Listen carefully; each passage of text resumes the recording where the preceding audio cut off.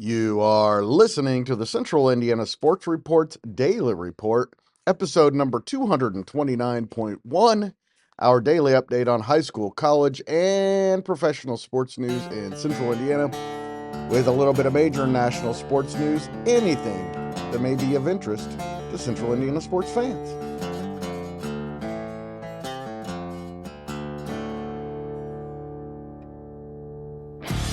You're listening to the Central Indiana Sports Report with your host, Greg Mengelt.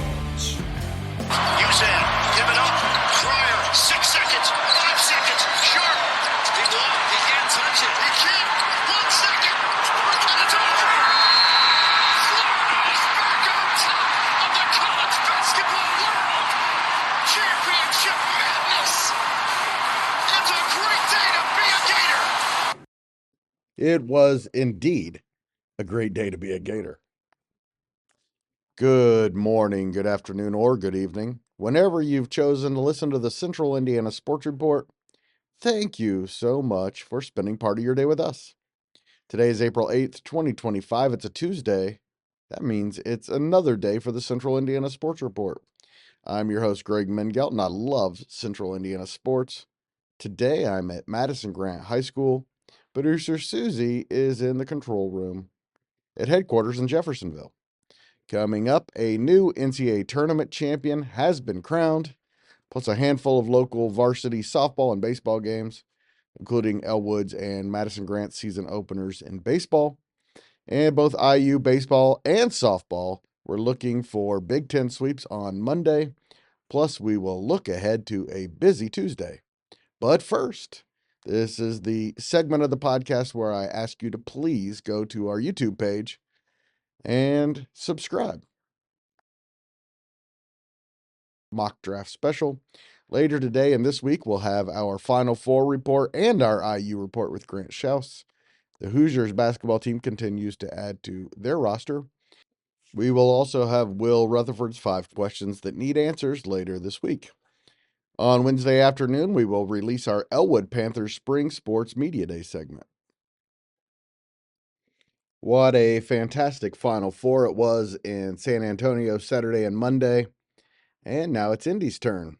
Indianapolis will host the 2026 Final Four and the national championship game, which will surely be the IU Hoosiers against the Purdue Boilermakers, right?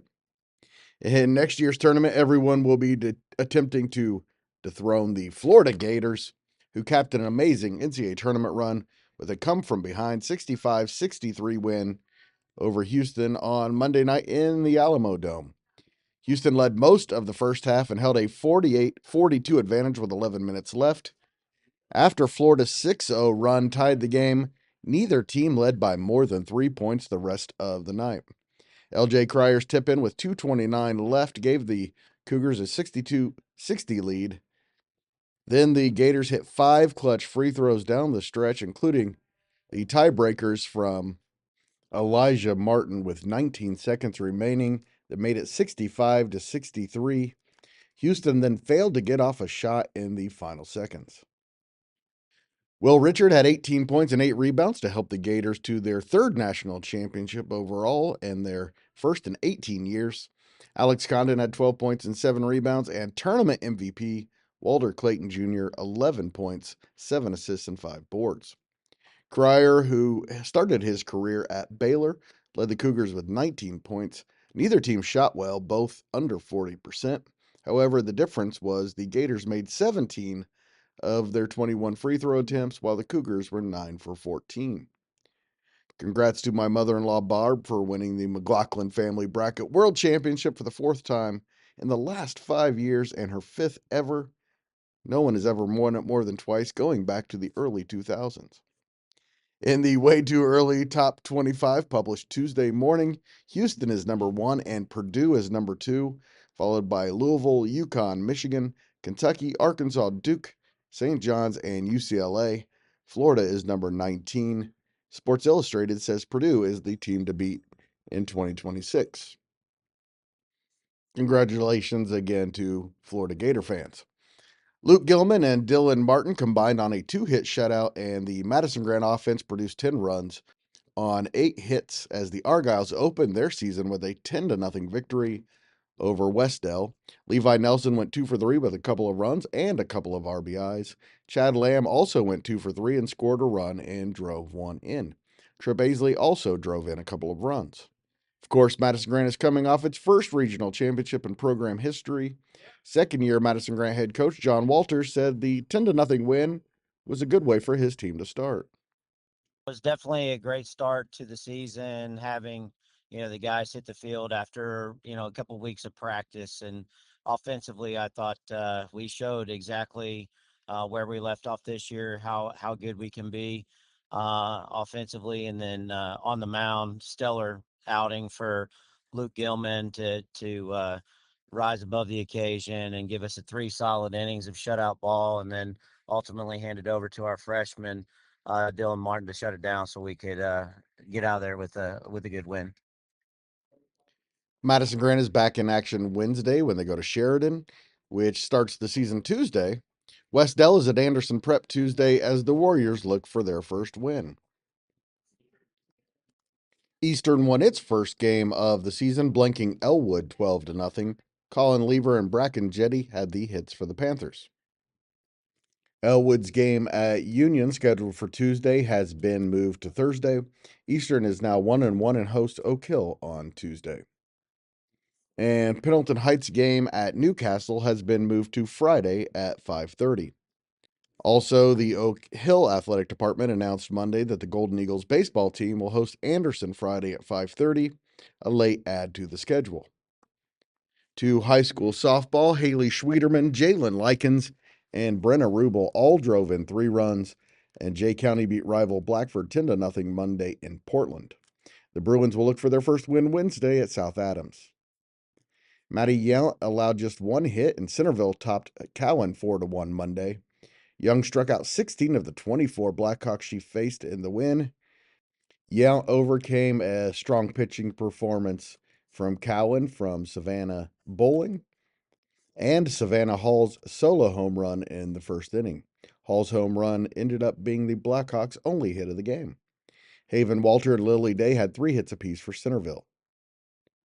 Northeastern scored 22 runs on 20 hits in Monday's season opening 22-4 win over Wapahani. The top 4 batters in the Knights lineup had multiple hits. Claire Morrell drove in 2 runs in the Raiders' first game of the season. Wapahani goes to Hagerstown on Tuesday. Delta at Alexandria has moved to Friday at 5:30. And Marion at Oak Hill, which was originally scheduled for April 4th, has been moved to April 30th at Marion. First pitch is scheduled for 5 o'clock. We move to college softball, where IU swept Maryland in a doubleheader in Bloomington Monday 2-0 and 6-3 to complete a sweep of the Big Ten series. In the opener, Janae Berry improved to 9-3 with a 4-hit shutout, and Melina Wilkinson had both of the Hoosier RBIs on a pair of singles. In the second game, Taylor Minnick hit a first-inning home run. She also had an RBI triple in the 6th and finished with 3 RBIs. And Brianna Copeland had a 2 RBI single in the second inning that put the Hoosiers up 4-0. To college baseball, IU completed a sweep of Michigan State by beating the Spartans 14-2 and 18-2 in a doubleheader on Monday. Man, that IU offense is explosive. The Hoosiers outscored the Spartans 32-4 on the day and out-hit them 28-14. Corbin Dickerson, ready for this line? 7 for 9, 7 RBIs, 5 runs on the day. In the opener, Jake Hanley went 3 for 3 with 3 runs and 3 RBIs and a solo home run in the second that put IU up 7-0.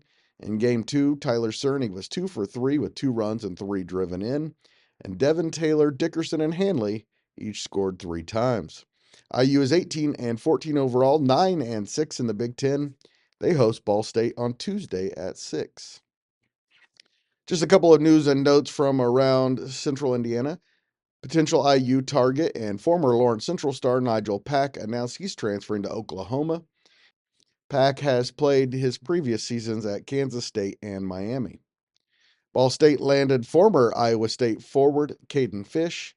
Fish played 13 games for the Cyclones over the past 2 years.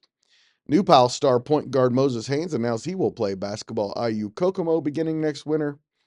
Newcastle basketball head coach Daniel Cox has stepped down as the Trojans head coach. And Indiana Wesleyan's France Antizana has been named the Crossroads Women's Tennis Player of the Week. We've got lots of games going on Tuesday in local varsity baseball and softball. In baseball, it's the season opener for Alexandria as they go to Blue River Valley. 1-0 Eastbrook, which beat Jay County 6-1 on Thursday, is at North Miami. 1-0 Oak Hill is at 1-1 Eastern. Kokomo is at Mississinawa, the first game of the season for both teams. 1-1 Blackford's at Mechanicawa, 0-2 Tipton at Cass. Anderson hosts Heritage Christian in its season opener. Marion's at Taylor, the beginning of the season for both teams. 1-0 Yorktown is at 1-0 Pendleton Heights. Delta is 0-1, looking for its first win at Mount Vernon. Cowan starts its season at Union City. Daleville begins its season at Seton Catholic. Sheridan is at home for its season opener against Indianapolis Kings, which is 7-0. And 0-1 Burris goes to Northeastern. In softball, it's the season opener for all of these teams. Elwood at Taylor, Alexandria at Muncie Central, Eastbrook at Bluffton, Oak Hill at Northwestern, Shenandoah at Pendleton Heights, and Irvington Prep at Liberty Christian. 0-1 Tipton is at Tri-Central for a rivalry game. Anderson opens its season at 0-1 Marion. Westdell begins its season at 0-1 Delta. 0-1 Wapahani goes to 1-1 Hagerstown. And Mechanicawa starts its season at 0-2 Eastern.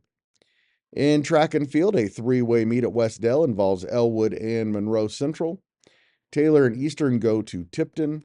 Eastbrook is at Bluffton. Blackford hosts Jay County, and Tri-Central hosts Logansport. In girls tennis, Jay County's at Blackford and Mechanicawa's at Northwestern.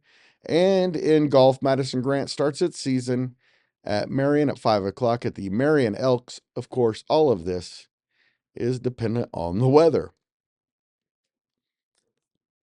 In college baseball, I, of course, mentioned the IU Ball State game, which we'll all have our eyes on. Also, 2011 Purdue hosts 15 and 16 Indiana State at 6 in Lafayette. And IU Columbus goes to IU Kokomo to face the 15 and 20 Cougars, who have won 6 games in a row. The game completes the series that started on Friday, and it begins at 3. In college softball, Taylor at Indiana Wesleyan, the Big Crossroads rivalry showdown. The doubleheader has been moved to Monday, April 14th. And Anderson at Hope, a doubleheader in Holland, Michigan, has been moved to Thursday. In the NBA, the Pacers can essentially clinch home court advantage in the first round against the hapless Washington Wizards. That game is at 7 o'clock. And now you know everything we know about Central Indiana sports. Thank you so much for listening. Always appreciate it. If you enjoy these segments and want to see the Central Indiana Sports Report continue to grow and thrive, please share it with your friends and family. We humbly thank you in advance.